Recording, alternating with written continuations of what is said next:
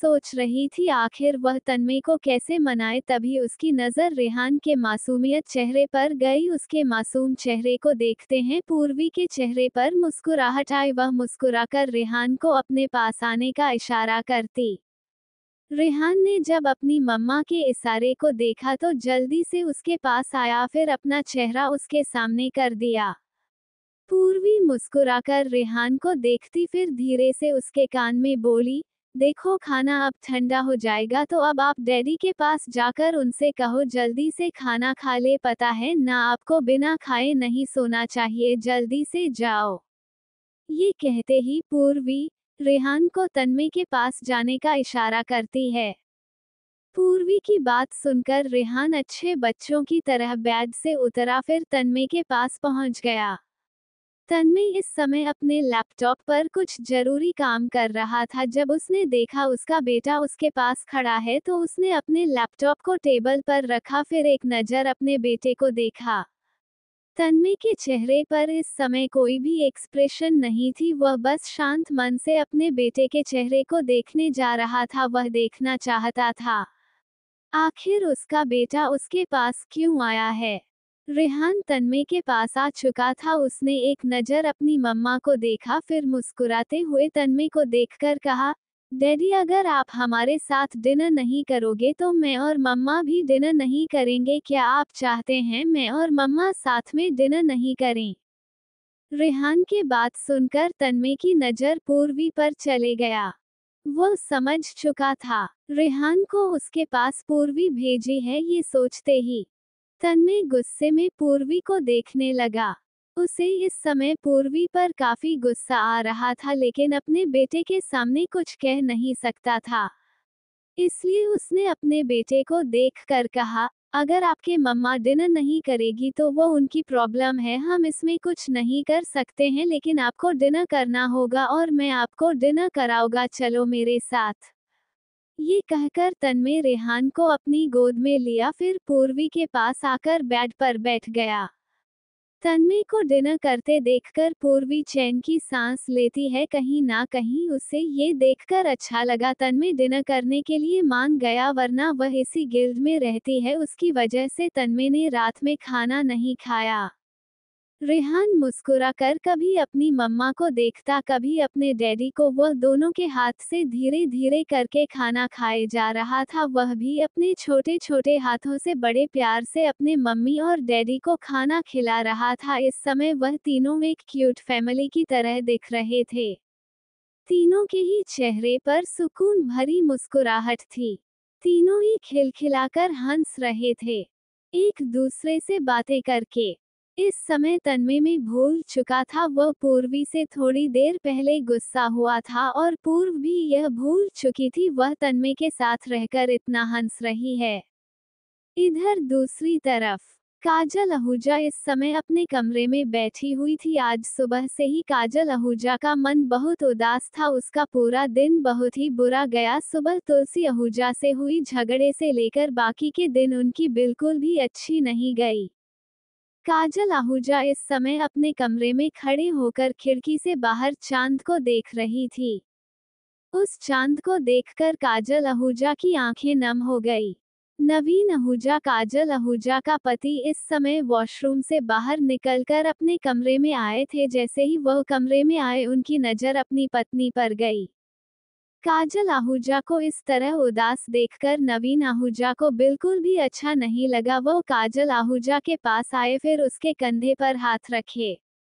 काजल आहूजा अपने कंधे पर हाथ महसूस होते ही मुस्कुराकर खिड़की से बाहर देखते हुए ही बोली, क्या आपको उसकी जरा भी याद नहीं आती है? 2 दिन बाद उसका जन्मदिन है, क्या इस बार भी आप ऐसे ही शांत बैठे रहिएगा? नवीन आहूजा ने जैसे ही अपनी पत्नी की बात सुने तो उनकी आंखें गुस्से से लाल होने लगी।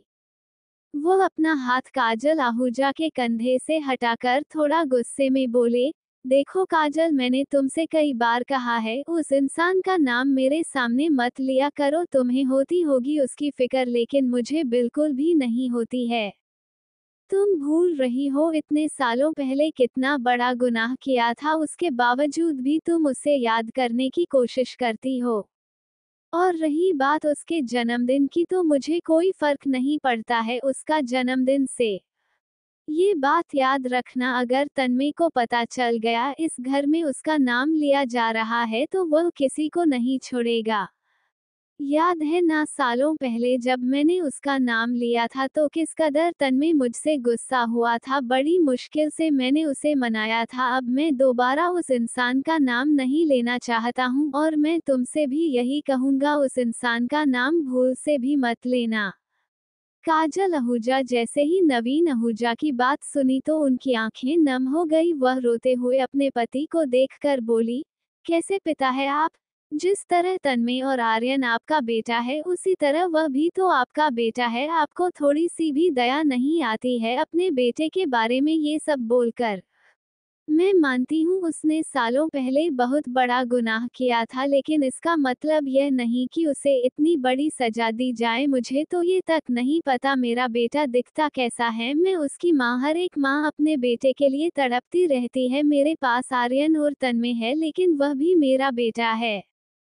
काजल आहूजा की बात सुनकर नवीन आहूजा गुस्से में अपने बेड के पास आकर कहते, देखो मैं तुम्हें आखिरी बार कह रहा हूँ, दोबारा उस इंसान का नाम मेरे सामने मत लेना। वह अब हमारे फैमिली के लिए मर चुका है। अच्छा ही हुआ तुम्हें उसका शक्ल नहीं पता है, और अब तक तो काफी बदल गया होगा। क्या पता कितना बड़ा क्रिमिनल बन गया होगा। वह जहां होगा हमें उससे कोई मतलब नहीं है। ये कहकर नवीन आहूजा बेड पर जाकर लेट गए।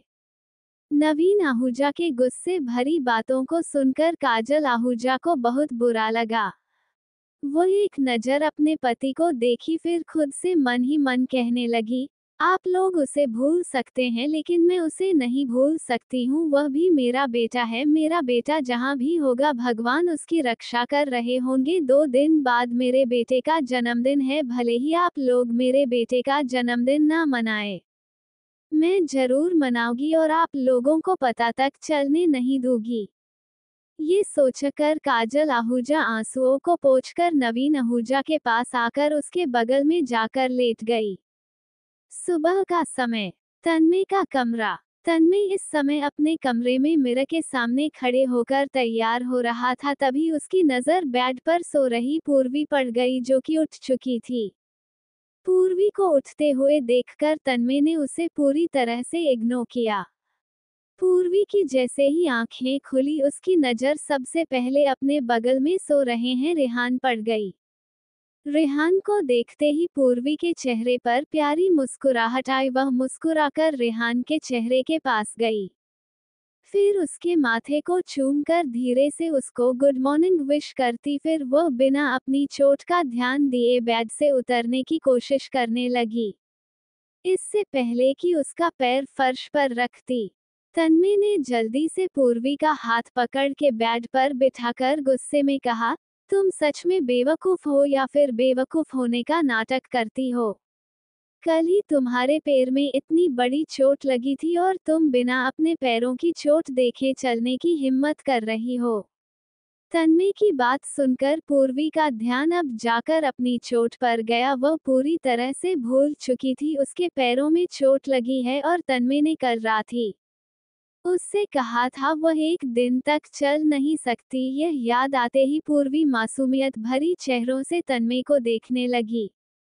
पूर्वी के मासूमियत चेहरे को देखकर तन्मय के हाथ अचानक से लड़खड़ा गए। जो हाथ उसका पूर्वी के हाथों पर था वह हाथ अचानक पूर्वी के पैरों पर चले गई। ना जाने क्यों पूर्वी के मासूमियत चेहरे को देखकर उसको अपने दिल में अजीब सी गुदगुदी महसूस हुई। पूर्वी इस समय मासूमियत चेहरे के साथ तन्मय को देख रही थी। तभी तन्मय अपना हाथ जल्दी से पूर्वी के पैरों से हटाकर थोड़ा कड़क आवाज में कहा, मेरे सामने मासूम बनने की कोशिश मत करो वरना अंजाम बहुत बुरा होगा। तन्मय की बात सुनकर पूर्वी हैरान थी। अब उसके मासूम चेहरे को देखकर भी तन्मय को प्रॉब्लम हो रही है, ये तो हैरान करने वाली बात थी। पूर्वी के हर रिएक्शन से तन्मय को प्रॉब्लम क्यों होती है, ये सोचकर पूर्वी अपनी आंखें छोटी कर ली। फिर तन्मय को देखकर कहने लगी, क्या मैं आपसे एक बात पूछूं? पूर्वी की बात सुनकर तन्मय अपनी आंखें छोटी करके उसे देखकर बोला, नहीं बोलूंगा तब भी तुम पूछोगी ही। पूछो क्या पूछना है। तन्मय की बात सुनकर पूर्वी के चेहरे पर शैतान भरी मुस्कुराहट आई। वह मुस्कुराकर तन्मय को देखकर बोली, देखा, इसे कहते संगति का असर। मेरे साथ रहते रहते आपको मेरे बारे में सब कुछ पता चल गया है। खैर इसे छोड़िए, आप मुझे ये बताइए आपको मुझ में क्या क्या नहीं पसंद है, क्योंकि मैं जो बोलती हूँ वह आपको नहीं पसंद, मैं जो करती हूँ वह भी आपको नहीं पसंद। आप मुझे एक बार बता दीजिए आपको आखिर पसंद किया है। पूर्वी की बात सुनकर तन्मय की आंखों में चमक आ गई। वह शैतान भरी नजरों से पूर्वी को देखकर उसे चिढ़ाने के अंदाज में कहा, क्यों तुम मेरे पसंद नापसंद के बारे में क्यों पूछ रहे हो? कहीं तुम्हें मुझसे प्यार तो नहीं हो गया? कहीं तुम्हें मेरी फिक्र तो नहीं हो रही है? या फिर कहीं तुम्हारे प्यार में पागल तो नहीं हो गई जो मेरे बारे में इतना कुछ पूछ रही हो? फिलहाल के लिए अगर तुम मेरे पसंद के बारे में पूछ रही हो तो मैं बता देता हूँ, अभी मुझे तुम्हारे हाथ की कॉफी पीने का बड़ा मन है, तुम चाहो तो मुझे बनाकर दे सकती हो। ये कहकर तन्मय पूर्वी से दूर हुआ। तन्मय जानबूझकर पूर्वी को चिढ़ाना चाहता था। वह जानता था उसकी ऐसी बातें सुनकर पूर्वी जरूर गुस्सा होगी। हुआ भी वही। तन्मय की बात सुनकर पूर्वी की आंखें गुस्से से लाल होने लगी। वो गुस्से में तन्मय को देखकर बोली, मुझे आपसे कोई प्यार नहीं हुआ है, मैं इसीलिए पूछी आपकी पसंद के बारे में, क्योंकि आपको मेरे अंदर हर चीज नापसंद ही दिखती है। और रही बात आपको अगर मेरे हाथ क्यों कॉफी पीनी है तो आपको उसका इंतजार करना पड़ेगा, क्योंकि मेरे पैर अभी बिल्कुल भी ठीक नहीं है। ऐसे में अगर मैं नीचे गई तो आपकी फैमिली आपसे ही सवाल करेगी। अगर आप ये चाहते हैं तो ठीक है, मैं चली जाती हूँ कॉफी बनाने के लिए। क्या ही होगा, चलना पड़ेगा, थोड़ा चल लूंगी। ये कहकर पूर्वी एक नजर तन्मय को देखी। उसे लगा था उसकी बातें सुनकर तन्मय यहाँ से चले जाएगा। पूर्वी की बात सुनकर तन्मय समझ चुका था पूर्वी जानबूझकर उसे टिस करने की कोशिश कर रही हैं, लेकिन वह भी तन्मय अहूजा था। ऐसे कैसे पूर्वी के सवालों का जवाब नहीं देता। वह मुस्कुराकर पूर्वी को देखा, फिर तुरंत उसे अपनी बाहों में उठाकर टिस करते हुए कहता, उसकी फिक्र तुम मत करो, मैं हूं ना, मैं तुम्हें किचन तक लेकर चलूंगा। ये कहकर उसके चेहरे पर शैतान भरी मुस्कुराहट नजर आने लगी। Audio by Sakil Jax 07। Purvi इस समय तन्मय की बाहों में थी। उसे यकीन नहीं हो रहा था तन्मय उसे इस तरह अपनी बाहों में उठा लेगा। वह अभी भी हैरान होकर तन्मय के चेहरे को ही देखे जा रही थी। लेकिन तन्मय पूर्वी को पूरी तरह से इग्नोर किया। तन्मय पूर्वी को अपनी बाहों में लेकर अपने कमरे से बाहर निकला। वह उसी तरह पूर्वी को लेकर सीधे नीचे हॉल में आया। इस समय हॉल में सभी लोग मौजूद थे, लेकिन तन्मय को उन सब में से किसी को देखकर कोई भी फर्क नहीं पड़ा। वह बड़े आराम से पूर्वी को लेकर सीधे किचन की तरफ चले गया। पूर्वी को इस समय काफी शर्म आ रही थी। वह शर्म के मारे अपना चेहरा तन्मय के सीने में छुपा ली। परिवार वालों से नजरें मिलाने में बहुत ज्यादा शर्म आ रहा था, लेकिन साथ साथ उसे तन्मय के इस हरकत पर गुस्सा भी आ रहा था। तुलसी आहूजा जो किरण आहूजा के साथ वहीं पर बैठी हुई थी, जैसे ही उन दोनों की नजर तन्मय की बाहों में पूर्वी पड़ गई तो किरण आहूजा हंसते हुए तुलसी आहूजा से कहने लगी, माँ, आपके पोते आपका सामने ऐसे हरकत कर रहा है, आप कुछ कहोगी नहीं? किरण आहूजा की बात सुनकर तुलसी आहूजा एक नजर उसे देखी, फिर गुस्से में किचन के दरवाजे की तरफ देखकर कहने लगी, कहना तो बहुत कुछ चाहती हूँ, लेकिन इस समय मैं उस लड़की को कुछ कहना नहीं चाहती हूँ। वह लड़की मेरे पोते को अपने झांसे में करने के लिए जितना कुछ कर रही है ना, बहुत जल्द उसका सारा प्लान में फ्लॉप करूंगी, उसका वह घमंड में तोड़कर रहूंगी। तुलसी आहूजा की बात सुनकर किरण आहूजा मुस्कुराते हुए उनके हाथों को पकड़कर बोली, माँ, आप फिक्र मत करो, मैं भी आपके ही तरफ हूँ। मुझे भी वो लड़की बिल्कुल भी नहीं भाती है। मुझे तो लगता है वो लड़की यहाँ पर पक्का कोई साजिश करने के लिए आई है। जिस तरह कृतिका आपके पोते को छोड़कर चली गई थी, आगे चलकर ये लड़की भी आपके पोते को छोड़कर चली जाएगी। किरण आहूजा की बात सुनकर तुलसी आहूजा गुस्से में उसे देखकर बोली, वो दिन आने से पहले ही मैं इस लड़की को इस घर से निकाल दूंगी। मैं नहीं चाहती हूँ मेरा पोता इस लड़की के प्यार में पड़े और आगे चलकर दोबारा उसका दिल टूटे। उससे अच्छा होगा मैं इस लड़की को पहले ही तन्मय के जिंदगी से निकाल फेंकूं।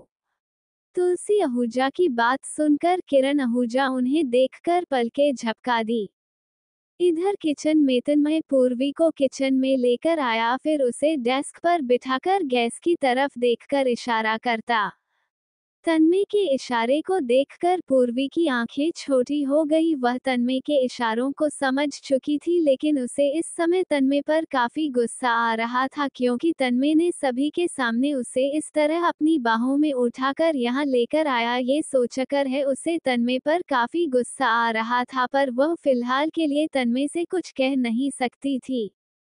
पूर्वी के बदलते एक्सप्रेशन को देखकर तन्मय समझ चुका था वह क्या सोच रही है। तन्मय के चेहरे पर इस समय शैतान बड़ी मुस्कुराहट थी। वो मुस्कुराते हुए पूर्वी को देखकर कहा, मुझे देखना बंद करो और वह काम करो जिस काम के लिए मैं यहाँ तुम्हें लेकर आया हूँ। मेरे पास अभी फालतू वक्त नहीं है जो मैं तुम्हारे लिए यहाँ खड़े रहूं। चुपचाप कॉफी बनाकर मुझे दो। तन्मय की बात सुनकर पूर्वी गुस्से में उसे देखकर बोली, अगर आपको इतना ही शौक था कॉफी पीने का तो आप माँ से कह देते। जब आपको पता है मेरी हालत अभी ठीक नहीं है तो फिर आप मुझे कॉफी बनाने के लिए कैसे कह सकते हैं। पूर्वी की बात सुनकर तन्मय मुस्कुराकर कहा, अच्छा अब तुम्हें याद आया तुम्हारे पैर में चोट लगी है। जिस समय तुम बेड से बड़े आराम से उतर गई थी तब तुम्हें याद नहीं था। मेरे सामने ज्यादा बहाना करने की कोशिश मत करो, चुपचाप मेरे लिए कॉफी बनाओ। तन्मय की बात सुनकर पूर्वी गुस्से में उसे देखी।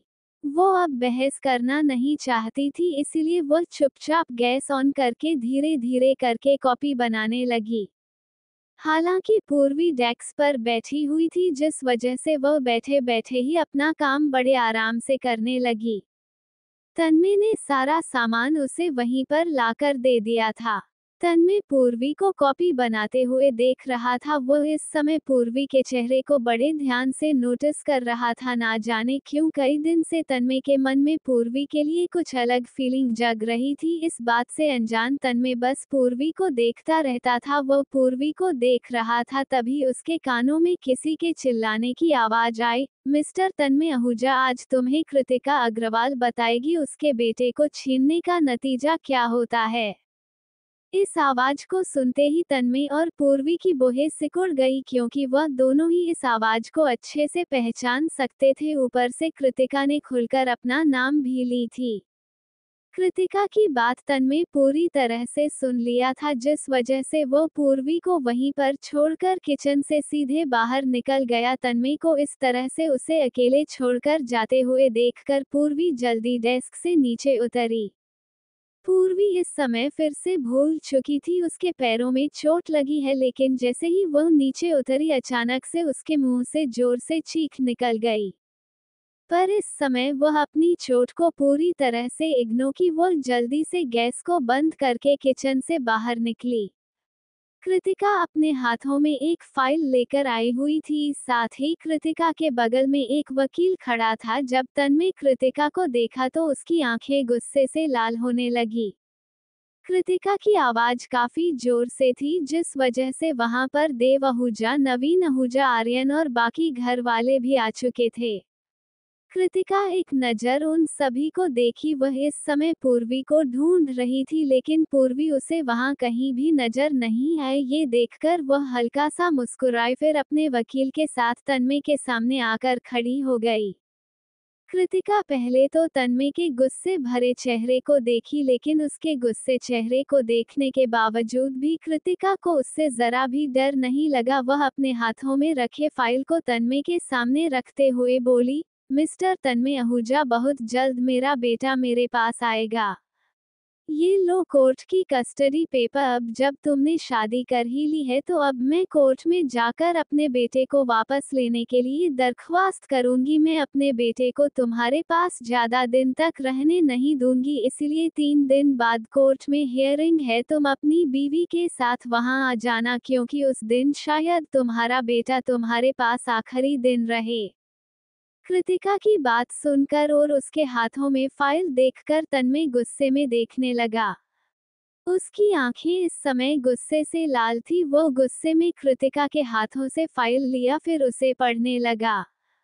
इस समय तन्मय का चेहरा किसी शैतान की तरह दिख रहा था। पूरे घरवाले उसके इस चेहरे को देखकर घबरा चुके थे। अब आर्यन को इस बात का डर था, कहीं तन्मय अपने इस शैतानी रूप लेकर अभी कोई गलती ना कर दे। तन्मय ने पूरे फाइल में रखे पेपर को पढ़ा। पेपर पढ़ने के बाद तन्मय के चेहरे पर शैतान भरी मुस्कुराहट नजर आई। उसकी यह मुस्कुराहट को देखते हैं कृतिका के चेहरे पर जो मुस्कुराहट थी वह गायब हो गई। कहीं ना कहीं तन्मय के मुस्कुराहट को देखकर एक पल के लिए कृतिका भी घबरा गई। उसे लगा जैसे तन्मय को इन सब से कोई फर्क ही नहीं पड़ रहा है। तन्मय ने एक नज़र कृतिका को देखा, फिर उस फाइल को जमीन पर फेंक कर कहा, मिसेज कृतिका अग्रवाल, तुम्हें क्या लगता है तन्मय आहूजा अपने पावर को ऐसे ही यूज करने के लिए खड़ा किया है? नहीं, तुम्हारे सबसे बड़ी गलती यही है। तुम्हें किसने कह दिया मैं इतने आसान तरीके से अपने बेटे को तुम्हारे पास छोड़ूंगा? रेहान मेरा बेटा था, मेरा बेटा है और मेरा ही बेटा रहेगा। मैं उसके आसपास तुम्हारा साया भी पड़ने नहीं दूंगा। तन्मय की बात सुनकर कृतिका गुस्से में उसे देखकर बोली, तन्मय अपने मुंह को लगाम दो, यह मत भूलो रेहान मेरा बेटा है, मैं उसे जन्म दी हूँ। मैं अपने बेटे को तुम्हारे पास कभी भी नहीं छोड़ूंगी। 3 दिन बाद कोर्ट में हियरिंग है, उस दिन मेरा बेटा मेरे पास होगा। उसके बाद मैं कभी भी अपने बेटे को तुमसे मिलने नहीं दूंगी। तुमसे क्या, मैं तुम्हारे किसी भी परिवार को अपने बेटे से मिलने नहीं दूंगी। कृतिका ने इतना ही कहा था, तभी पूर्वी अपने लड़खड़ाते कदम से चलकर तन्मय के पास आकर खड़ी हो गई। इस समय पूर्वी के पैर से पूरी तरह से खून निकल रहा था। एक तो पहले से ही उसका पैर पूरी तरह से घायल था और जब से वो कृतिका की आवाज सुनी थी तब से ही किचन से हॉल में आने में उसे इतना समय लग गया। वो अपनी कोशिश करते करते जब तन्मय के पास पहुंची तब उसने कृतिका की आखिरी बात सुनी। कृतिका की बात सुनकर पूर्वी गुस्से में उसे देखकर बोली, तुम्हारे कहने से रेहान तुम्हारा बेटा नहीं हो जाएगा। मैं तुमसे उस दिन बोली थी जन्म देना सिर्फ माँ नहीं कहलाता है, और आज आखिरी बार भी वही कह रही हूँ, तो तुम ये बार बार बोलना बंद करो। तुमने रेहान को जन्म दिया है, रेहान की माँ मैं हूँ। मेरे होते हुए अगर किसी ने भी मेरे बेटे को छूने की हिम्मत की तो मैं उसे छोड़ूंगी नहीं। अगर तुमने मेरे बेटे को अपने पास लाने की कोई भी हदें पार की तो मैं भूल जाऊंगी। तुम रेहान की माँ भी लगती हो, जन्म दी इसका यह मतलब नहीं तुम रेहान को जबरदस्ती अपने पास रखने की कोशिश करोगी। पूर्वी की बात सुनकर और उसकी है ऐसी हालत को देखकर कृतिका के चेहरे पर शैतान बड़ी मुस्कुराहट नजर आने लगी। कृतिका की नज़र इस समय पूर्वी के घायल पैरों पर थे। पूर्वी के घायल पैरों को देखकर कृतिका पूर्वी से बोली, तुम सच में रेहान के माँ बनने की कोशिश कर रही हो या फिर इस घर वाले ने तुम्हें जबरदस्ती इस घर में रखा है? क्योंकि तुम्हारी हालत देखकर तो यही लग रहा है तुम्हें जबरदस्ती यहाँ रखा गया हो। वैसे मैं तुम्हारे लिए बहुत अच्छा ऑफर लेकर आई हूँ। तुम चाहो तो मेरे पास आ सकती, मेरे साथ रहोगी तो रेहान भी तुम्हारे पास रहेगा। और मैं तुम्हें बहुत सारा रकम दूंगी, इतना रकम दूंगी जितना तुम सपने में भी नहीं सोची होगी, जिसे खत्म करने में ही शायद तुम्हारे पास दिन ना बचे। कृतिका के बात सुनकर पूर्वी के चेहरे पर तिरछी स्माइल आई। वो मुस्कुराकर कृतिका से बोली, तुम शायद भूल रही हो मैं तन्मय आहूजा की पत्नी हूँ। जब मेरे पास तन्मय आहूजा जैसा पति है तो फिर मैं तुमसे पैसे लेकर मजे क्यों करूँ? मैं तो अपने पति के पैसों को भी बड़े आराम से उड़ा सकती हूँ। और रही बात तुम मुझे कितनी भी रकम क्यों ना दो, वह एक ना एक दिन वो रकम जरूर खत्म होगा। लेकिन मैं अगर अपने पति के साथ जिंदगी भर रहूंगी तो वो रकम कभी भी खत्म नहीं होगा। तुम्हें क्या लगता है मैं इतनी बड़ी बेवकूफ हूँ जो एक हीरे को छोड़कर सोने के पास चली जाऊंगी?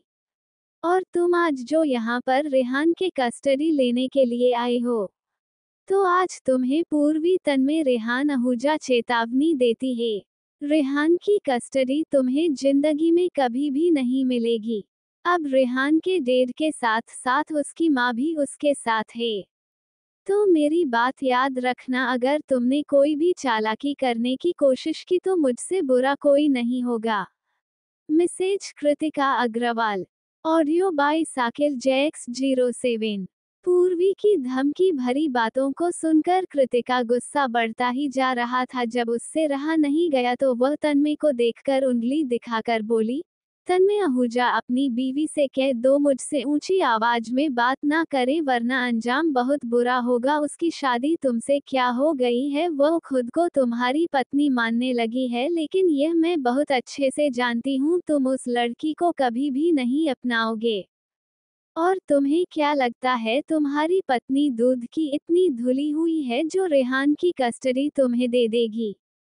याद रखना तन्मय आहूजा, एक दिन यही लड़की तुम्हें भी उसी तरह धोखा देगी जिस तरह मैं धोखा देकर गई थी। और दूसरी बात, अगर किसी से शादी करो तो उसके बारे में पूरी जानकारी लेकर रखना, वरना जिस तरह मेरे छोड़कर चले जाने के बाद पछता रहे हो अब तक, उसी तरह जब ये लड़की तुम्हें छोड़कर जाएगी तब भी तुम वैसे ही पछताओगे। कृतिका अग्रवाल खुलेआम तुम्हें चेतावनी देती है।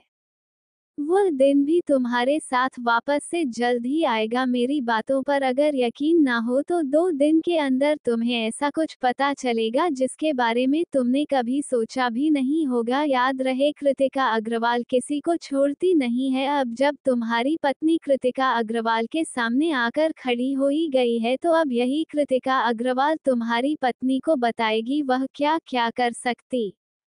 ये कहकर कृतिका गुस्से में एक नज़र पूरे परिवार को देखी, फिर वहां से अपने वकील के साथ चली गई।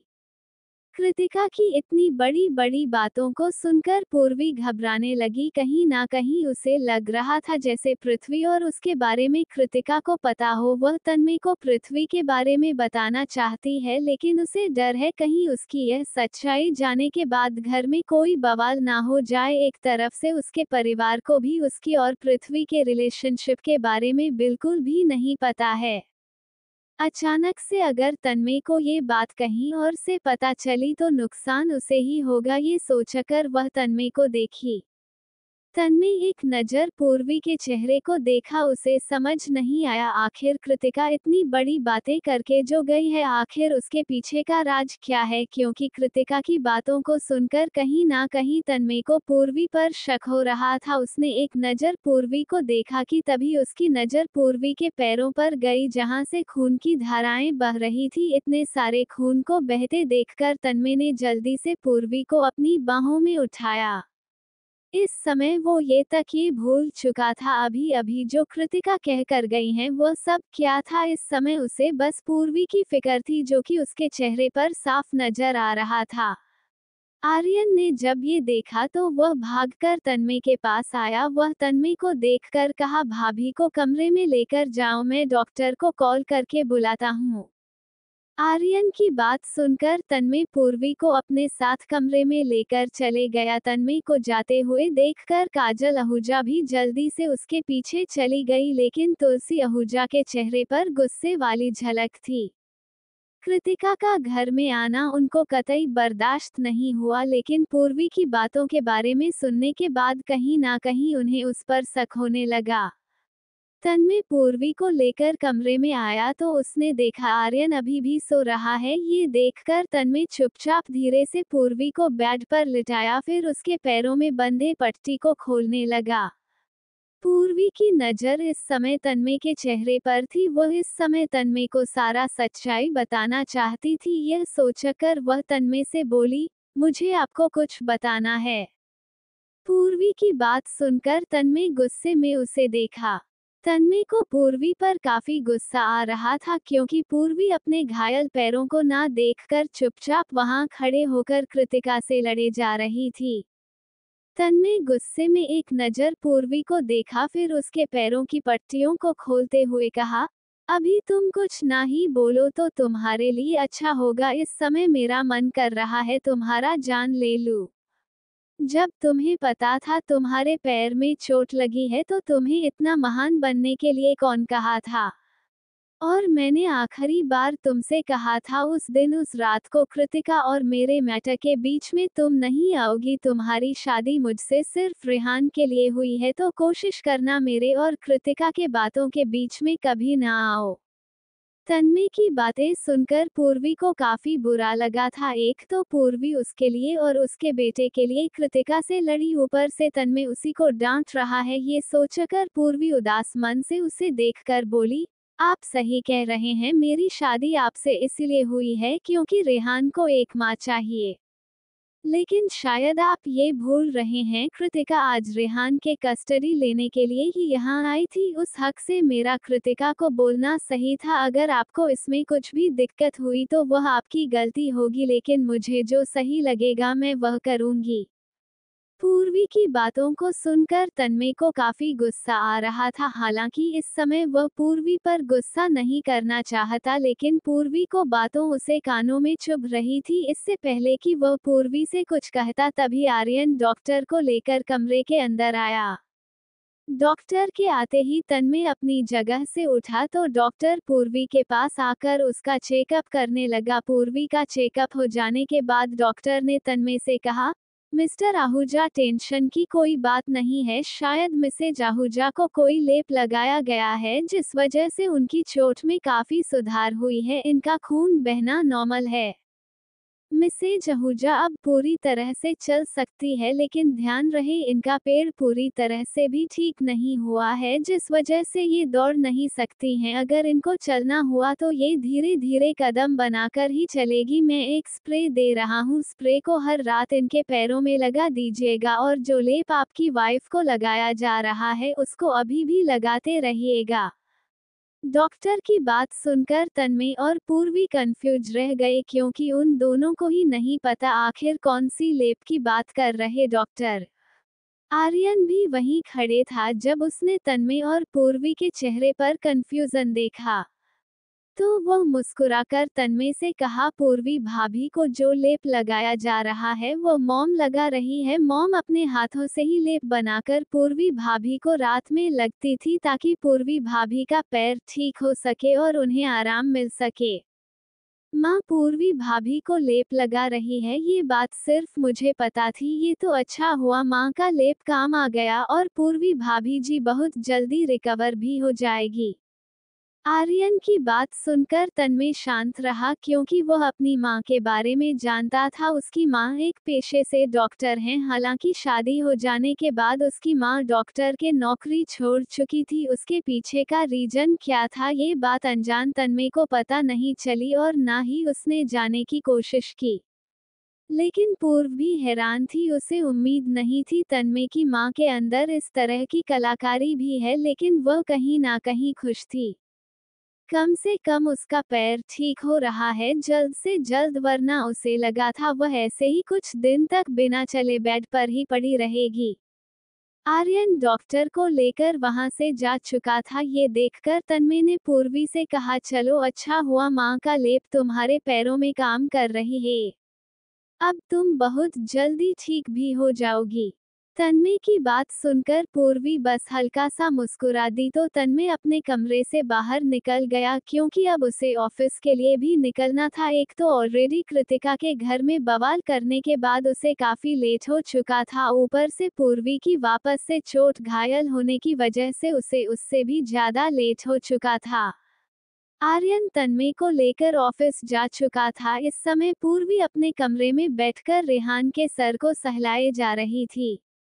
रेहान इस समय गहरी नींद में था। ये देखकर पूर्वी रेहान के सर को सहलाकर मुस्कुराकर खुद से बातें कर रही थी। तभी अचानक से पूर्वी की नजर रेहान के गर्दन के नीचे बीच में बने एक निशान पड़ गई। उस निशान को देखते ही पूरी समझ चुकी थी यह रेहान का बर्थ मार्क है। निशान को देखकर पूर्वी के चेहरे पर मुस्कुराहट थी। वो मुस्कुराकर नीचे झुकी, फिर रेहान के दोनों गालों पर किस की पूर्वी रेहान को देख ही रही थी। तभी काजल आहूजा नाश्ते की प्लेट लेकर कमरे के अंदर आई। कमरे के अंदर आते ही काजल आहूजा की नजर मुस्कुराते हुए पूर्वी पर गई। पूर्वी को देखकर काजल आहूजा नाश्ते की प्लेट को टेबल पर रखी, फिर उसके सर पर हाथ रख कर कहने लगी, आज मैं बहुत खुश हूँ, मुझे गर्व हो रहा है। मेरी दूसरी बहू पहले बहू की तरह नहीं है। आज जिस तरह तुम उस कृतिका से लड़ी हो वह देखकर मुझे तुम पर प्राउड फील हो रहा है। तुम्हें पता है मैं हमेशा डरती रहती थी, ना जाने कब कृतिका आकर रेहान को अपने साथ लेकर चली जाए। रेहान को अगर कृतिका अपने साथ लेकर चली गई ना तो मेरा बेटा तन्मय पूरी तरह से टूट जाएगा। अपने बेटी को खोने के बाद तन्मय पहले ही टूट चुका है। अगर उसकी जिंदगी से रेहान भी चले जाएगा तो वह बिल्कुल अकेला पड़ जाएगा और यह मैं बिल्कुल भी नहीं चाहती हूँ। यही वजह से मैं चाहती थी तन्मय की शादी उसी लड़की से हो जो लड़की उसका हमेशा साथ दे, और आज मुझे एहसास हुआ वह लड़की तुम ही हो। काजल आहूजा की बात सुन के पूर्वी हैरान थी, क्योंकि काजल आहूजा ने कहा था तन्मय ने पहले ही अपनी बेटी को खोया है। जहां से उसे पता है तन्मय का तो सिर्फ एक ही बेटा है, वह भी रेहान। फिर उसकी बेटी कौन थी यह सोचकर पूर्वी काजल आहूजा से बोली, माँ क्या कृतिका के 2 बच्चे हुए थे? पूर्वी की बात सुनकर काजल आहूजा उसके पैरों में लेप लगाकर उसको देखकर बोली, हाँ, जब कृतिका पेट से थी तब हमें पता था कृतिका को पेट में एक बच्चा है, लेकिन वक्त आने पर जब कृतिका 3 महीने की प्रेग्नेंट हुई तब हमें पता चला कृतिका के पेट में 2 बच्चे हैं। ये जानकर तन्मय उस समय बहुत खुश हुआ था, लेकिन उस समय की कंडीशन जो थी वो हम सबको बिल्कुल भी अच्छा नहीं लगता था, क्योंकि कृतिका अपने बच्चे को नहीं चाहती थी। वह चाहती भी थी तो उसका कहना था वह अपने दोनों बच्चे को अपने साथ लेकर चली जाएगी, लेकिन तन्मय उसे साफ धमकी दे दिया था दोनों बच्चे हो जाने के बाद तन्मय अपने दोनों बच्चों को लेकर चले जाएगा, उसे कृतिका से कोई भी मतलब नहीं रहेगा। उन दोनों के बीच फास्ट में क्या हुआ है वो तो मैं तुम्हें नहीं बता सकती हूँ, लेकिन जब कृतिका की डिलीवरी टाइम आया तो उसके दोनों बच्चे हुए थे, एक बेटी और एक बेटा। डॉक्टर ने कहा पहला बच्चा तो निकला था वह बेटी थी, लेकिन वह मर चुकी है। दूसरा बच्चा जो निकला था वह रेहान था, उसमें भी उसकी कंडीशन ठीक नहीं थी। डॉक्टर अपनी पूरी कोशिश करने के बाद उसे पूरी तरह से ठीक किए। कृतिका 2 दिन तक हॉस्पिटल में बेहोश पड़ी हुई थी। उसी बीच में रेहान भी पूरी तरह से ठीक हो चुका था। रेहान के ठीक होते हैं तन्मय ने उसे अपने साथ घर लेकर आ गया। Audio by Sakir Jax 07। Kajal Ahuja की बात सुनकर पूर्वी भी हैरान थी, उसे सच में उम्मीद नहीं थी तन्मय के लाइफ में इतना कुछ हो गया होगा, पर उसे एक बात समझ नहीं आई, आखिर कृतिका तन्मय की जिंदगी से क्यों चली गई। ये सोचकर पूर्वी काजल आहूजा से कहती, माँ कृतिका ऐसा तन्मय के साथ क्या कर दी जिस वजह से तन्मय कृतिका से इतना नफरत करते हैं। पूर्वी की बात सुनकर काजल आहूजा मुस्कुराते हुए कहती, उन दोनों के बीच में पहले बहुत लड़ाइयाँ होती थी। कृतिका माँ बनने वाली थी तब तन्मय को पता चला कि कृतिका की जिंदगी में कोई है जिससे वो बहुत प्यार करती है, और वो प्लान बना कर रखी थी बच्चे को मार देने के बाद वह तन्मय के अकेलेपन होने का फायदा उठाएगी और इस पूरे आहूजा प्रॉपर्टी को अपने हाथों में ले लेगी। जब तन्मय को इस बारे में पता चला तब से ही तन्मय कृतिका से नफरत करने लगा और उसने पूरे घर वालों के सामने ही कृतिका को धमकी दे दिया। बच्चा हो जाने के बाद वह इस घर से निकल जाए। कृतिका भी पहले तो अपने बच्चे गिराने के बारे में बात की, लेकिन तन्मय की धमकी सुनने के बाद वह बच्चा देकर यहाँ से चले जाने के लिए राजी हो गई। काजल आहूजा की बात सुनकर पूर्वी कुछ सोचकर कहती, माँ मुझे तो नहीं पता आखिर तन्मय अब कृतिका से प्यार करते हैं या नहीं करते हैं, लेकिन मुझे इतना पता है मेरी शादी इसलिए हुई है क्योंकि रेहान को एक माँ चाहिए। मैं जानती हूँ भूमि की शादी तन्मय से होने वाली थी, लेकिन बदलते हालात को देखकर मेरी शादी उनसे हो गई। फिर भी मैं अपना वह काम करूंगी जिस काम के लिए तन्मय जी यह शादी किए। काजल आहूजा जब पूर्वी की बात सुनी तो अपनी जगह से उठी, फिर पूर्वी को देखकर कहने लगी, तुम्हें अभी पूरी बात पता नहीं है इसलिए तुम ये कह रही हो। फिलहाल के लिए मैं तुम्हें सारी बातें नहीं बता सकती हूँ, धीरे धीरे करके तुम्हें खुद सब कुछ पता चल जाएगा। अभी कुछ बातें हैं जो दिल में ही रहे तो अच्छा होगा, जुबान पर आने का उसका कोई मतलब ही नहीं बनता है। ये कहकर काजल आहूजा वहां से चली गई। काजल आहूजा को वहां से जाते हुए देखकर पूर्वी सोच में डूब गई। वह कृतिका और तन्मय की जिंदगी के बारे में और कुछ भी जानना चाहती थी, लेकिन उसके पास सच जानने के लिए कोई रास्ता ही नहीं था। ये सोचकर पूर्वी अपनी आंखें बंद कर ली। इधर कंपनी में तन्मय अपने केबिन में बैठकर कस्टडी पेपर को देख रहा था जो कि उसे कृतिका ने भिजवाया था, वहीं पढ़ ही रहा था। तभी आर्यन भागते हुए उसके केबिन में आया। आर्यन को इस तरह भागकर केबिन में आते हुए देखकर तन्मय की आंखें छोटी हो गई। वह एक नजर आर्यन को देखा, फिर अपने पेपर को देखते हुए कहा, अब क्या हो गया है, भागते हुए क्यों आ रहे हो? भाग कर आने की वजह से आर्यन को सांस लेने में प्रॉब्लम हो रही थी। वह कुछ समय तक शांत होने की कोशिश किया। जैसे ही वह शांत हुआ, जल्दी से उसने तन्मय से कहा, कृतिका कंपनी आई हुई है, वह तुमसे मिलना चाहती हैं। मैं उसे अभी बाहर रोक कर रखा हूँ, तुम कहो तो क्या मैं उसे अंदर भेज दूँ? कृतिका का नाम सुनकर तन्मय की बोहें सिकुड़ गई। कृतिका उसकी कंपनी में क्या कर रही है, ये सोचकर उसने आर्यन से कहा, ठीक है उस लड़की को अंदर भेजो। तन्मय का ऑर्डर मिलते ही आर्यन से बाहर निकल कर आया। कृतिका इस समय एक हरे रंग का सूट पहनी हुई थी, उसके हाथों में पीले रंग की लिफाफे रखे हुआ था। वह अपने आंखों में लगे चश्मे को उतारते हुए मुस्कुराकर तन्मय के पास आए, फिर उसके ठीक सामने वाले कुर्सी पर बैठकर एक नज़र तन्मय को देखी। तन्मय का नजर इस समय वही पेपर पर था, उसने एक नजर भी कृतिका को नहीं देखा। ये देखकर कृतिका मुस्कुराकर तन्मय से कहती, पूछोगे नहीं मैं यहाँ पर क्यों आई हूँ? कृतिका की बात सुनकर तन्मय बिना उसे देखे शैतान भरी आवाजों में कहा, तुम यहाँ कोई फालतू बकवास करने ही आती हो तो चुपचाप अपनी बकवास करो और निकल जाओ। तन्मय की कड़वी बातों को सुनकर कृतिका को हंसी आने लगी। वो हंसते हुए अपने पर्स में से एक लिफाफा निकली, उस लिफाफे को निकालकर कृतिका उसको टेबल पर रखी, फिर मुस्कुराते हुए कहने लगी, अभी तो तुम मुझे जाने के लिए कह रहे हो, लेकिन जब तुम ये लिफाफा के अंदर रखे हुए फोटो को देखोगे तो तुम मुझे जाने के लिए नहीं कहोगे, बल्कि मुझे वापस से अपने ही कंपनी खुद बुलाओगे। याद है तुम्हें आज सुबह ही मैं तुमसे एक बात बोली थी, जिस तरह मैं तुम्हें धोखा देकर तुम्हारी जिंदगी से गई थी, उसी तरह तुम्हारी ये दूसरी बीवी भी जाएगी। वह बात मैं ऐसे ही नहीं बोली थी, मेरे पास उसके लिए भी सबूत है और यह सबूत इस लिफाफे में रखा हुआ है। तुमको अगर जानना है तो तुम इस लिफाफे में रखे हुए तस्वीर को देख लो। मेरा काम था तुम्हें सच बताना, अब मैं यहाँ से चलती हूँ। ये कहकर वो अपनी जगह से उठी, फिर वहाँ से जाने लगी।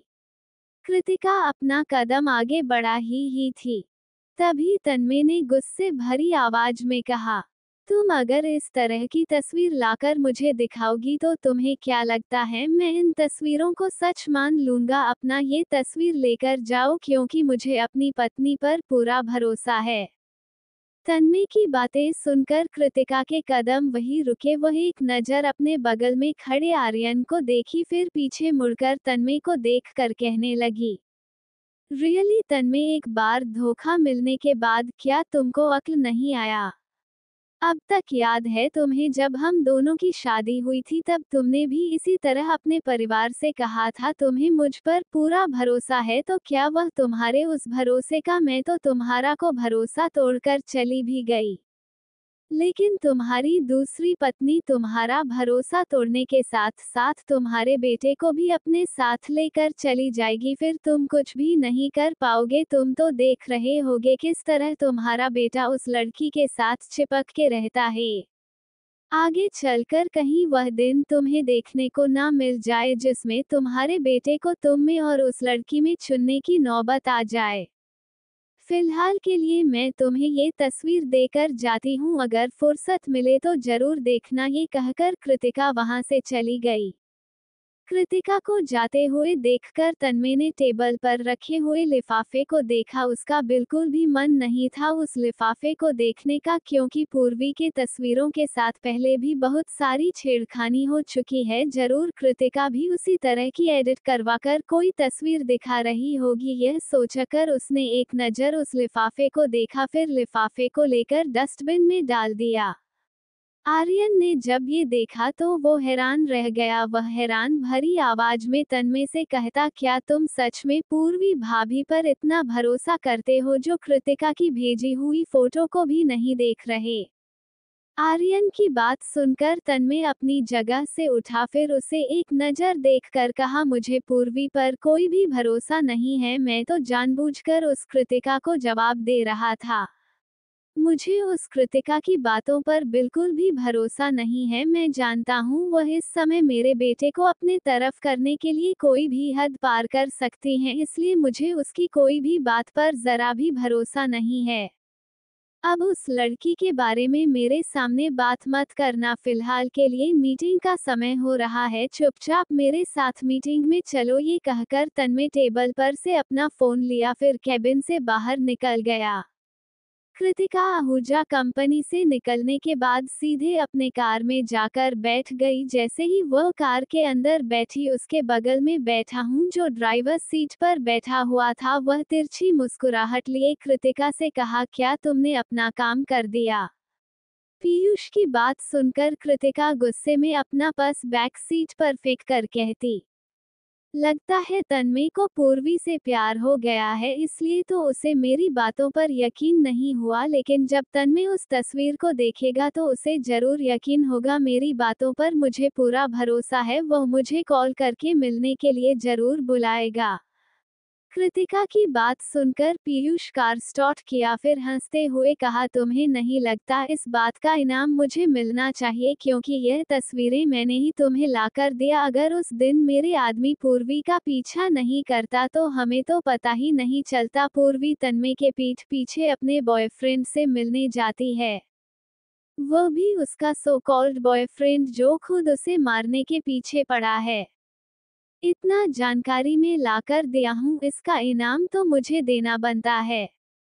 पीयूष की बात सुनकर कृतिका के चेहरे पर शैतान भरी मुस्कुराहट नजर आने लगी। वो पीयूष के पास गई, फिर उसके गालों पर हल्का सा किस करके कहने लगी, सही कह रहे हो, मुझे सबसे बड़ा थैंक यू तो तुम्हें कहना चाहिए, क्योंकि अगर तुम इस बारे में पता नहीं करते तो मेरे पास मौका कैसे मिलता।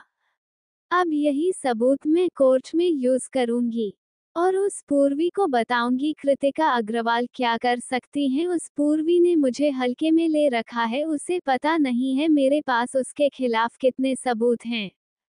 पूर्वी कोर्ट में आकर रेहान के कस्टडी लड़ेगी, लेकिन उसे क्या पता उसका वह आखिरी दिन होगा रेहान के साथ रहने का। पीयूष ने जैसे ही कृतिका की बातों को सुना तो उसके चेहरे पर शैतान बड़ी मुस्कुराहट नजर आने लगी। वो मुस्कुराकर कृतिका को एक नजर देखा, फिर कार को चलाते हुए कहा, तुम फिक्र मत करो, ये सारे सबूत मेरे पास सेफली रखे रहेंगे। लेकिन अभी फिलहाल के लिए मुझे बताओ, घर चलोगी या फिर वहां जहां तुम जाती हो? पीयूष की बात सुनकर कृतिका मुस्कुराते हुए कहती, अभी तुम वहीं लेकर चलो, क्योंकि मेरा उससे मिलने का बहुत मन है। मेरा मूड फिलहाल के लिए खराब है, उससे मिलने के बाद ही मेरा मूड ठीक होगा। कृतिका के बात सुनकर पीयूष ने पलकें झपकाया, फिर कार को दूसरे रूट में लेकर वहां से निकल गया। कुछ समय में तन्मय की मीटिंग खत्म हो गई। मीटिंग खत्म हो जाने के बाद तन्मय आर्यन के साथ सीधे घर के लिए निकल गया। जब से पूर्वी पर हमले हुए थे तब से आर्यन ने बहुत सारे बॉडीगार्ड को हायर कर दिया था। वह नहीं चाहता था किसी पर कोई भी हमला हो। ऐसे में तन्मय के दुश्मन भी कम नहीं है, किसी को भी जरा भी भनक लगी तो तन्मय की जान को खतरा हो सकता है। थोड़ी देर बाद तन्मय की कार आहूजा मैंशन में आकर रुकी। तन्मय कार से निकलते सीधे घर के अंदर आया। जब वो घर के अंदर आया तो उसकी नज़र हॉल में बैठी हुई उसकी मां पर गई, जो एक तस्वीर को हाथ में पकड़े देखे जा रही थी। अपनी मां को इस तरह से देखकर तन्मय उनके पास आया तो उसकी नज़र उस तस्वीर में लगे हुए फोटो पर गई। उस फोटो को देखते हैं तन्मय गुस्से में मुट्ठी कस लिया, फिर गुस्से में अपनी मां से कहा, माँ, क्या आपको अब भी अपने उस कातिल बेटे की याद आ रही है? मैंने आपसे आखिरी बार कहा था, इस इंसान का कोई भी निशानी मेरे घर में नहीं रहने चाहिए, फिर आप उस इंसान की तस्वीर को देखकर क्यों रो रही है? तन्मय की आवाज सुनकर काजल आहूजा एक पल के लिए घबरा गई। वह जल्दी से फोटो को सोफे पर रखकर अपनी जगह से उठी, फिर नम आंखों से तन्मय को देखकर कहने लगी, कब तक उससे नफरत करोगे तुम? Audio by Sakil Jax 07। Kajal Ahuja की बात सुनकर तन्मय को काफी गुस्सा आ रहा था। उसने गुस्से में काजल आहूजा को देखकर कहा, मॉम, इस घर में सिर्फ मैं ही नहीं उसे नफरत करता हूँ, सभी लोग करते हैं नफरत, क्योंकि उसने काम ही ऐसा किया था। आपका वह बेटा उस दिन मर चुका था जिस दिन उसने उस मासूम औरत का कत्ल किया था। तन्मय की बात सुनकर काजल आहूजा को बिल्कुल भी अच्छा नहीं लगा। वह जानती थी जो तन्मय कह रहा है वो सच है, पर है तो आखिर बेटा ही। एक माँ भला कोई अपने बेटे के लिए ऐसे शब्द कैसे सुन सकती है? वो तन्मय को देखकर गुस्से में कहती, देखो तन्मय, मैं जानती हूँ सभी घरवाले उसे नफरत करते हैं, इसका मतलब यह नहीं कि मैं भी उससे अब तक नफरत करती हूँ। भले ही मैंने खुद अपने बेटे को धक्के मारकर इस घर से निकाला था, लेकिन इसका मतलब ये भी नहीं कि मैं उससे प्यार नहीं करती। वह मुझे अब तक याद है, मुझे तो ये तक नहीं पता मेरा बेटा दिखता कैसा है, वह जिंदा है भी या नहीं है। सोचो तुम मुझ पर क्या बीत रही होगी और तुम मुझे कह रहे हो मैं उसके बारे में सोचूं भी ना। काजल आहूजा की बात सुन के तन्मय एक नज़र सोफे पर रखे हुए फोटो को देखा, फिर अपनी मुट्ठी कसके उनसे कहा, ठीक है माँ, आपको अगर उसकी इतनी ही याद आ रही है तो आप जो करना चाहते हैं वो करिए, लेकिन प्लीज मुझसे कोई उम्मीद मत रखिएगा, मैं उस इंसान का कोई भी काम नहीं करूँगा। ये कहकर तन्मय गुस्से में वहां से चले गया। पूर्वी, जो अपने कमरे से निकलने के बाद नीचे ही आ रही थी, जब उसने तन्मय और काजल आहूजा के बातें सुनी तो वह हैरान रह गई। उसे समझ नहीं आया आखिर वह दोनों किस बारे में बातें कर रहे हैं, लेकिन उसने यह जरूर सुन लिया था काजल आहूजा का एक और बेटा है जो किसी का कत्ल किया था। तन्मय जा चुका था ये देखकर काजल आहूजा रोते हुए सोफे पर जाकर बैठ गए। तभी आर्यन उनके पास आया। आर्यन भी काफी समय से दरवाजे के पास खड़े होकर उन दोनों की बातों को सुन रहा था। वह समझ चुका था काजल आहूजा को इतना बुरा क्यों लग रहा है। आर्यन काजल आहूजा के बगल में बैठकर उनके हाथों को पकड़कर कहा, माँ, आप तन्मय की बातों का बुरा मत मानिए। आपको तो पता है ना, सिर्फ तन्मय ही नहीं बाकी घर वाले भी उससे उतना ही नफरत करते हैं। मैं समझ सकता हूँ आपको उसकी बहुत याद आ रही है, लेकिन आपने खुद उसको इस घर से निकाला था और अब आपको पता भी नहीं है वो कहाँ है, कैसा दिखता है। आप ये सब करना बंद क्यों नहीं कर देती है? आर्यन की बात सुनकर काजल आहूजा अपने आंसुओं को पोंछी, फिर उसे देखकर कहने लगी, आर्यन, तुम तो सब कुछ जानते हो ना, तुम ये भी जानते हो उस दिन जो हुआ था वह नहीं होना चाहिए, लेकिन मैंने जो फैसला ली थी उस समय मुझे वह सही लगा था, पर मैं एक माँ हूँ, मेरा बेटा अगर तकलीफ में होगा तो मुझे बुरा लगेगा। जिस तरह तुम और तन्मय मेरे बेटे हो उसी तरह वह भी मेरा बेटा है, भला मैं उसे कैसे छोड़ दूँ? मुझे नहीं पता, वह अभी कहा पर है, इसीलिए मैं हर साल उसके जन्मदिन पर आश्रम जाकर बच्चों के साथ उसका जन्मदिन मनाती हूँ। वो जहाँ कहीं भी हो बस खुश रहे, यही प्रार्थना करती हूँ। काजल आहूजा की बात सुनकर आर्यन अपनी जगह से उठा, फिर उन्हें देखकर मुस्कुराकर कहा, हाँ, मुझे पता है आप हर साल आश्रम जाकर अपने बेटे के लिए प्रार्थना करती है, जन्मदिन बनाती है, लेकिन आपको ये भी पता है आपके इस हरकत से घर में कोई भी खुश नहीं रहता है। उस दिन घर में सारे लोग मातम की तरह बैठे रहते हैं। मैं आपसे यही उम्मीद करूंगा आप इस बारे में घर में किसी से बात ना करें। मैं आपकी मदद कर दूंगा। आर्यन की बात सुनकर काजल आहूजा अपनी जगह से उठी, फिर मुस्कुराकर उसके गालों पर हाथ रख कर कहने लगी, नहीं, मुझे किसी की कोई मदद नहीं चाहिए, मैं खुद सब कुछ कर लूंगी। मुझे तन्मय का ही डर था। अब जब उसे पता है तो फिर मुझे कोई दिक्कत नहीं है, मैं आराम से अपना सारा काम कर लूंगी। तुम तन्मय के साथ ही रहना, मैं जानती हूँ उस दिन उसका पूरा मूड खराब ही रहेगा। ये कहकर काजल आहूजा सोफे पर से उस तस्वीर को लेकर वहां से चली गई। काजल आहूजा वहां से जा चुकी थी, ये देखकर आर्यन भी गहरी सांस लिया, फिर वहां से अपने कमरे की ओर चली गया। तन्मय जब कमरे में आया था तब उसने देखा पूर्वी बेड पर लेटी हुई हैं। जब पूर्वी काजल आहूजा और तन्मय की बातों को सुन रही थी तब वह तन्मय को कमरे की ओर आते हुए देख चुकी थी, जिस वजह से वह पहले ही कमरे में आकर बेड पर जाकर बैठ गई। वह नहीं चाहती थी तन्मय को जरा भी उस पर कोई शक हो। तन्मय ने एक नज़र पूर्वी को देखा, फिर चुपचाप वॉशरूम में चले गया। अपनी माँ से बात करने के बाद उसका मूड पूरी तरह से खराब हो चुका था। तन्मय को देखकर पूर्वी खुद से ही कहती, लगता है इनका मूड अभी ठीक नहीं है, शायद मुझे इनसे इस बारे में बात नहीं करना चाहिए। मैं एक काम करूंगी, खुद माँ से ही सब कुछ पूछ लूंगी, आखिर ये दोनों किसके बारे में बात कर रहे थे। वो ये सोच रही थी तभी तन्मय वॉशरूम से बाहर निकलकर अपने हाथों को टॉवल से साफ करते हुए शैतान भरी नजरों से पूर्वी को देखकर कहा, तुम्हारी जो आदत है चुपकर बातें सुनने की, वो आदत अपनी खत्म कर लो। दूसरों की बातें सुनना अच्छी बात नहीं होती हैं। और दूसरी बात, अब जब तुम मेरी और मेरी माँ की बातें सुनी चुकी हो तो याद रहे इस बारे में किसी से कोई भी बात नहीं करोगी। अगर मुझे पता चला तुम इस बारे में मेरी माँ या फिर घर में किसी से भी बात करने की कोशिश की है तो मुझसे बुरा कोई नहीं होगा। ये कहकर तन्मय कमरे से बाहर निकल गया। तन्मय की बात सुनकर पूर्वी हैरान थी, उसे लगा नहीं था तन्मय उसे देख चुका था, पर तन्मय कमरे से जा चुका था। ये देखकर पूर्वी चैन की सांस लेती है, उसे डर हो गया था कहीं तन्मय उस पर ज्यादा गुस्सा ना हो। पूर्वी अभी भी उन सब के बारे में सोच रही थी, तभी उसका फोन रिंग हुआ। जैसे ही उसकी नज़र अपनी फोन पर गया तो वह जल्दी से अपने फोन को लेकर चेक करने लगी। उसमें पृथ्वी का मैसेज आया हुआ था। पृथ्वी ने उसमें लिखा था, पूर्वी, कब तक मैं तुम्हारे बिना अकेले रहूं? अब मुझसे रहा नहीं जा रहा है, मैं कल ही तुम्हारे मॉम डैड से मिलने के लिए जा रहा हूं और उनसे तुम्हारा हाथ मांग लूंगा, तुम अब इसमें मना नहीं करोगी। ये मैसेज देखते ही पूर्वी की आंखें फटी की फटी रह गई। वह बिल्कुल भी पृथ्वी को अपने घर जाने नहीं दे सकती हैं। अगर पृथ्वी उसके घर गया तो उसके मॉम डैड को उसके बारे में सारा कुछ पता चल जाएगा, जो कि वह बिल्कुल भी नहीं चाहती थी।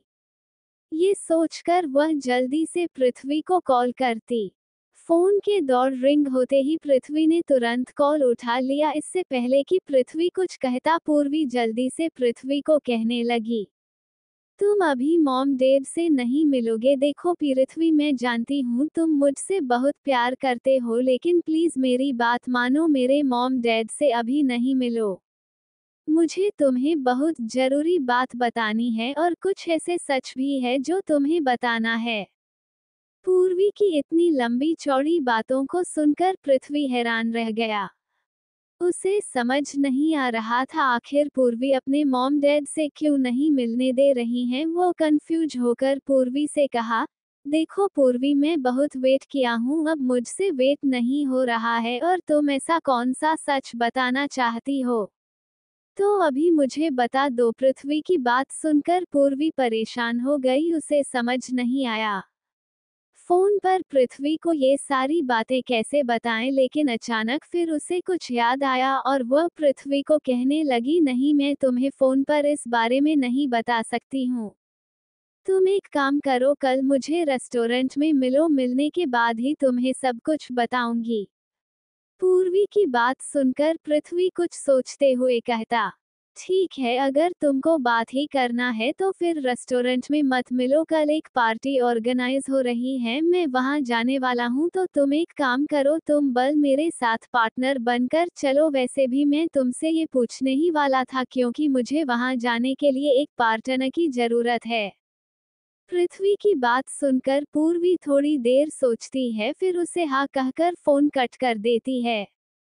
उसे बस कल पृथ्वी से मिलकर किसी भी हालत में सारी सच्चाई बतानी थी। वो पृथ्वी से ज्यादा झूठ नहीं बोल सकती है। वो जानती है अगर ज्यादा झूठ वो बोली तो आगे चलकर उसको ही प्रॉब्लम होगी। और ऐसे में कृतिका उसको धमकी देकर गई थी, 3 दिन के अंदर में ऐसा कुछ करेगी जिसके बारे में कभी सोच भी नहीं सकती। अगर तन्मय को उसके बारे में पता चल गया तो जायज सी बात है, तन्मय उसे इस घर से निकाल देगा। ऊपर से बड़ी मुश्किल से उसने पूरे फैमिली को अपनाने के लिए मनाया। ऐसे में उसके बारे में ये सब पूरी फैमिली को पता चला तो तन्मय की फैमिली के साथ साथ उसकी भी फैमिली उससे नफरत करेगी, जो कि वह बिल्कुल भी नहीं चाहती। फोन रखने के बाद पूर्वी यही सब सोचे जा रही थी, तभी तन्मय वापस से कमरे में आया। कमरे के अंदर आते ही उसने एक नज़र अपने बेटे को देखा जो पूर्वी के साथ सो रहा था। फिर वह चुपचाप अपने बेटे के बगल में जाकर लेट गया। तन्मय को इस तरह लेटे हुए देखकर पूर्वी तिरछी नजरों से उसे देखी। फिर टेबल पर रखे क्रीम को अपने हाथों में लेकर तन्मय से कहने लगी, क्या आप सो रहे हैं? पूर्वी की आवाज सुनते ही तन्मय अपनी आंखें बंद किए हम में जवाब दिया। तन्मय की आवाज सुनकर पूर्वी धीरे से बेड से उठकर बैठी, फिर एक नज़र तन्मय को देखकर कहने लगी, क्या आप ये क्रीम लगाने में मेरी मदद कर सकते हैं? पूर्वी की बात तन्मय ने जैसे ही सुना वह अपनी आंखें खोला। आंखें खोलते हैं उसने तिरछी नज़र से पूर्वी को देखा। तन्मय को इस तरह देखते हुए देखकर पूर्वी समझ चुकी थी तन्मय उसे क्रीम नहीं लगाएगा। ये सोचकर वह जल्दी से क्रीम वापस अपने हाथों में रखकर कहती, ठीक है, अगर आपको नहीं लगाना है तो डायरेक्ट मना भी कर सकते हैं, इस तरह घूरना जरूरी नहीं है। ये कहकर पूर्वी अपने हाथों में क्रीम निकली, फिर कोशिश करते हुए अपने पैरों में लगाने लगी। तन्मय की नजरें अभी भी तिरछी थी। जब उसने पूर्वी की बातों को सुना तो वह बेड से उठकर बैठ गया। फिर पूर्वी के हाथों से क्रीम लेकर उसके पैरों पर लगाने लगा। वह धीरे धीरे करके फूंक मारते हुए पूर्वी के पैरों में क्रीम लगा रहा था। क्रीम लगाते समय अचानक से तन्मय को कुछ याद आया। उसने पूर्वी को देखा, फिर क्रीम लगाते हुए कहा, मेरे साथ तुम मंदिर गई थी, जहां तक मुझे याद है जब तक तुम मंदिर पहुंची तब तक तुम्हारे पैर बिल्कुल सही सलामत है। फिर मंदिर के दरवाजे के अंदर आते समय ऐसा क्या हो गया जिस वजह से तुम्हारे पैर की ऐसी हालत हो गई? जहां तक मैं जानता हूं वहां पर तो ऐसा कुछ भी नहीं था जिससे तुम्हें तुम्हारे पैरों में चोट लग सकती थी। सच सच बताओ, आखिर तुम ऐसा क्या करने गई थी उस बीच में जिस वजह तुम्हारे पैर की ऐसी हालत हुई है? मुझसे झूठ बोलने की कोशिश मत करना।